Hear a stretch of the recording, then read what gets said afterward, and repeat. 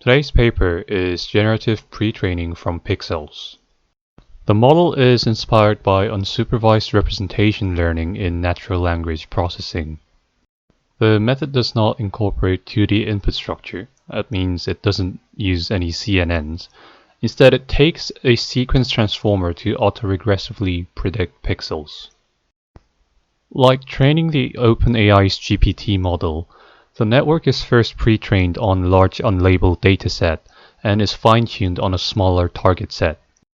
Now the difference is that the model is trained in image pixels.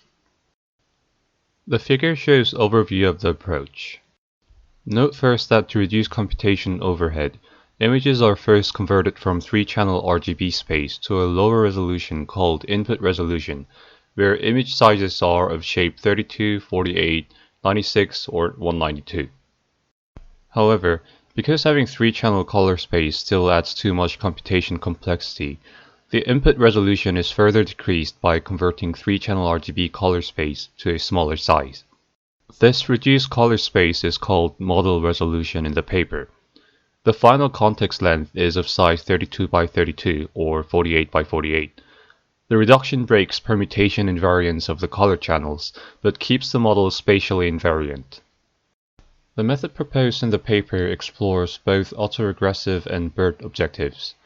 Remember that when working with texts, word sequences are fed into the transformer, and the model predicts next word based on the words around it. Now, when working with images, each image pixel acts as a word embedding. Like training GPT model in NLP, the model is first pre-trained on a large dataset and is fine-tuned on a smaller set. While pre-training the network using autoregressive models, we predict the value of the next pixel based on the previous pixels. And this is shown in the equation. P represents the probability of pixel value x given the previous pixel values from pi1 to pi-1. And the model is trained by minimizing the negative log likelihood of the data. The model also considers BERT objective. Instead of predicting the next pixel value like autoregressive models, the model randomly masks pixel values and lets the model predict these regions. Once the model is pre-trained on large unlabeled image datasets, the learned features are used for a classification task. In the paper, 2 methods are used to determine how well the learned features help the classification model. First, the fine-tuning method adds a classification head to the learned features and further trains the model for a classification task. An average pooling is used across the sequence dimension to extract a vector of features per example and trains the network by minimizing a cross-entropy loss. On the other hand, a method called linear probing is also used to see how good an extracted feature is. The method follows a similar procedure to fine-tuning, except that the average pooling is at the final layer. Based on the experiment conducted by the authors, they claim that the useful features often lie in the middle of the network. The models are first trained on low-resolution ImageNet dataset, and are further fine-tuned on CIFAR10, CIFAR100, and STL10 datasets. The model uses the same code as GPT-2, with a slight change in number of layers, embedding size, and weight initialization. The graph on the left shows the performance of using linear probing. In contrast to supervised models, the best representations lie in the middle of the network. On the right, the table shows the comparison of linear probe accuracy with state-of-the-art models utilizing unsupervised ImageNet transfer or supervised ImageNet transfer.